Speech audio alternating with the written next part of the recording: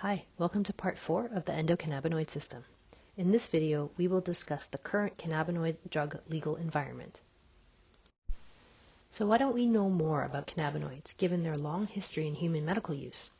It's a combination of regulatory, legal, and political barriers that inhibit quality research. For example, currently in 2023, THC is still considered a Schedule I drug at the federal level. This schedule is reserved for drugs that are considered to have high abuse liability with no medicinal value. Heroin and LSD are also Schedule I drugs. This is in contrast to cocaine and opioids, which are considered Schedule II drugs.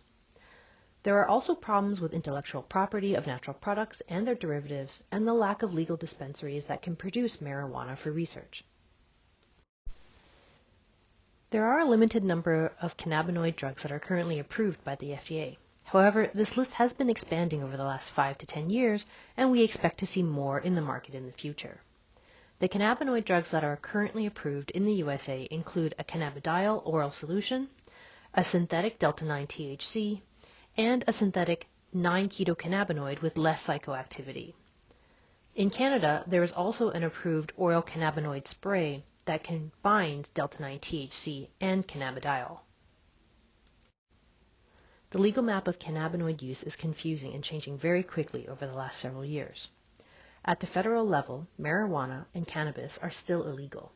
This creates some conflicts with states that have legalized these products.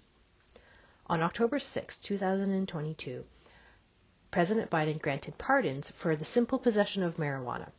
The pardons apply only to federal offenders and those charged in the District of Columbia. They do not apply to those charged under state laws, but President Biden had encouraged states to continue some of these pardons.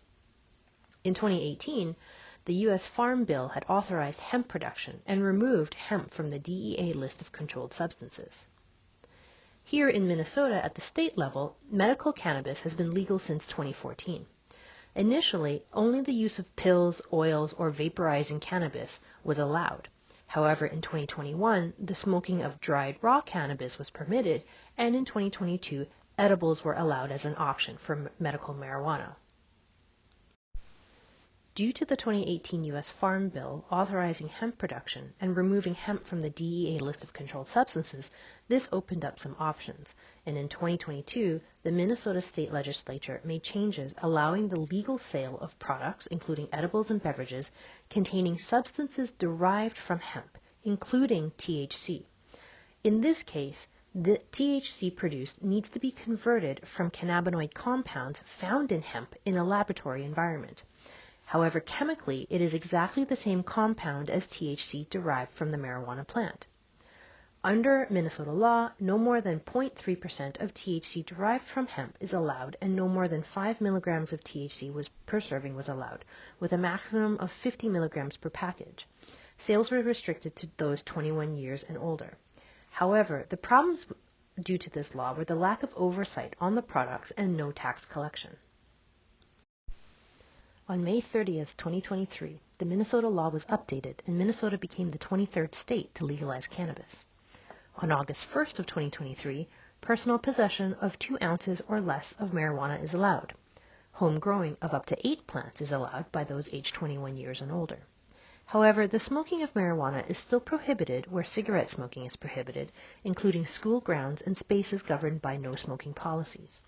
In addition, marijuana smoking is prohibited in places where smoke or vapor could be inhaled by a minor and prohibited in vehicles and boats. Minnesota will now have an Office of Cannabis Management that will be in charge of licensing and registering cannabis businesses, and regulation of cannabis products will occur. However, cannabis remains illegal under federal law. Thus, using cannabis in federal workplaces and buildings in Minnesota is still illegal. Those applying for federal assistance may be denied if cannabis use is revealed. The University of Minnesota receives federal money, thus is required to have alcohol and drug policies in line with federal law.